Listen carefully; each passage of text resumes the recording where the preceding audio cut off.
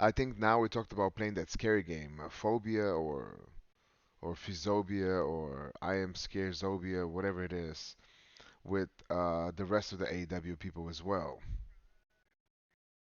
So that's gonna be fun. But not everybody from AEW. You know, there's two people that are not gonna be invited because as of Wednesday, I think they're drinking through a straw, and not drinking but eating through a straw. And yes, I'm talking about the good friends. They will not be invited to our stream by any means. They clearly effed up. They clearly effed up, and they're gonna have to pay for it. Yes, Phasmophobia. That's the game. I think we're all getting together with the AEW crew, and we're gonna be playing. I think at the end of the week, perhaps.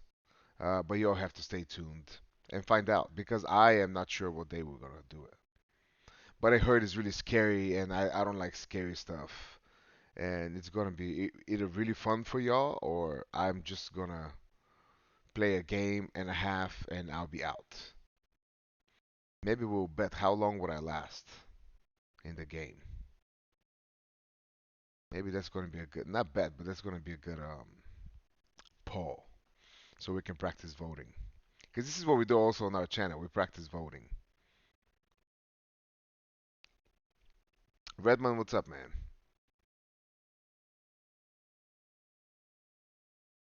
Did you talk with the good friends? Yeah, I talked to the good friends on Wednesday. You didn't see me? It was on television. I definitely talked to them.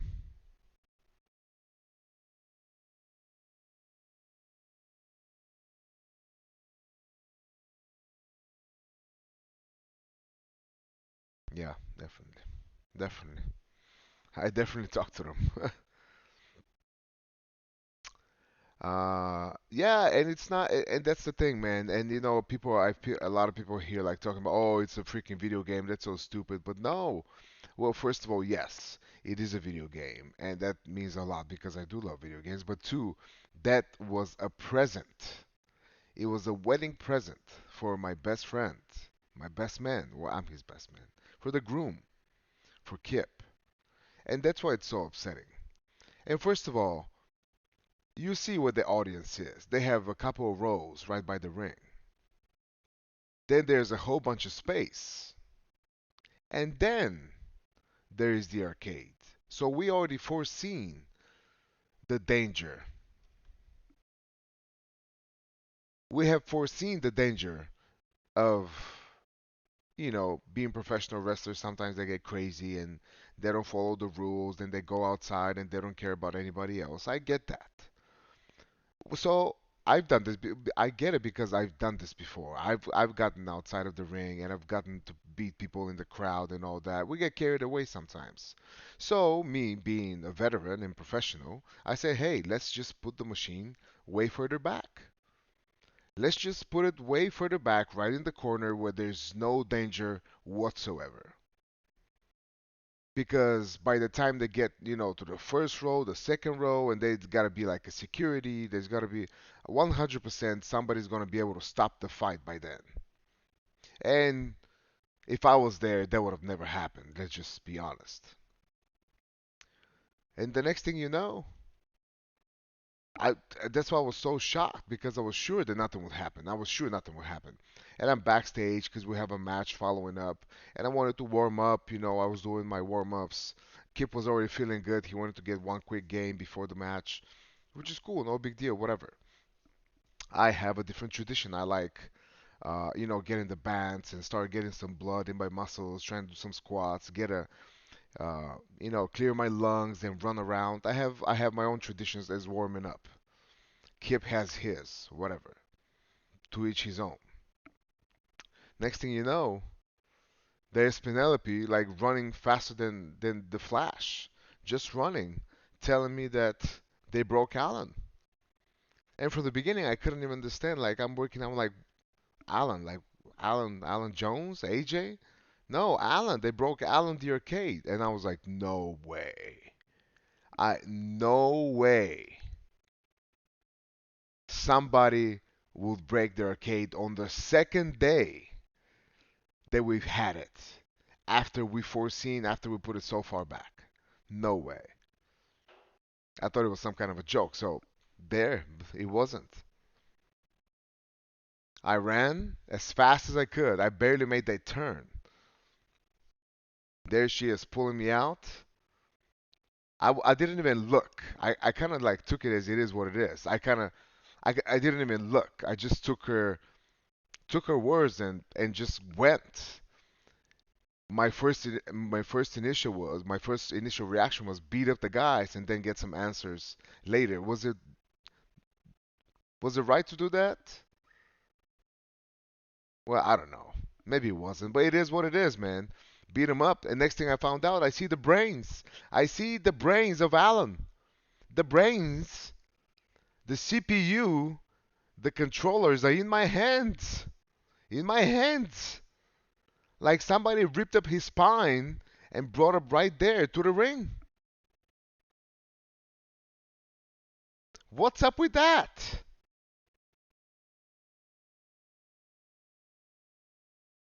Like that's what I don't understand, man.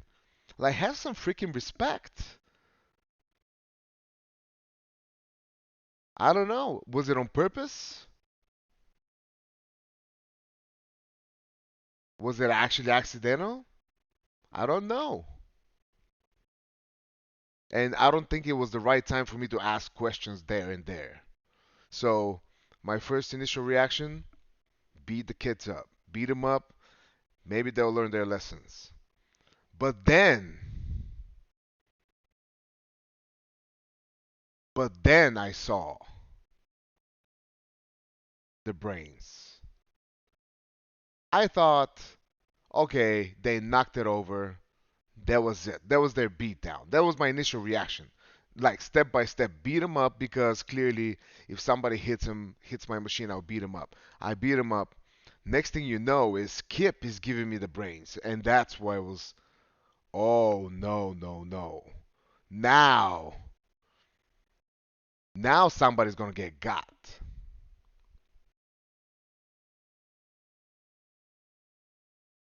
Now somebody's gonna get got. And then, well, because the good friends have already left, and I felt so. Not, I didn't feel bad. I feel bad now for the guys after because, like I said, that match could have been way different. Yeah, it was for Lee Johnson. Man, that match for Lee Johnson. Maybe Lee Johnson could have had the opportunity actually to get tagged. If it wasn't for the good friends, maybe Lee Johnson had the opportunity to get tagged and maybe trying to showcase one of his maneuvers or one of his exciting flips or one of his athletic slides or whatever he does. Maybe he would have had the chance to do that. But because of the good friends, he did not. Neither did his friend. Neither did his friend. He did not have any opportunity. And it's all because of the good friends. So if they have any beef, if they are like permanently like maybe hurt or maybe somebody broke something or Lee Johnson hit that wall upside down, almost broke the whole freaking pyro system. um I don't know how he's doing, but he can only blame the good friends for that. I don't that they're his enemies. I was just a messenger. That was just a carryover rage from what they have done. So Lee Johnson, if I'm you, probably you should go and challenge the good friends for like matches or like get an opportunity to like beat them up and take their contracts or something because clearly it's their fault. You could have shined, man.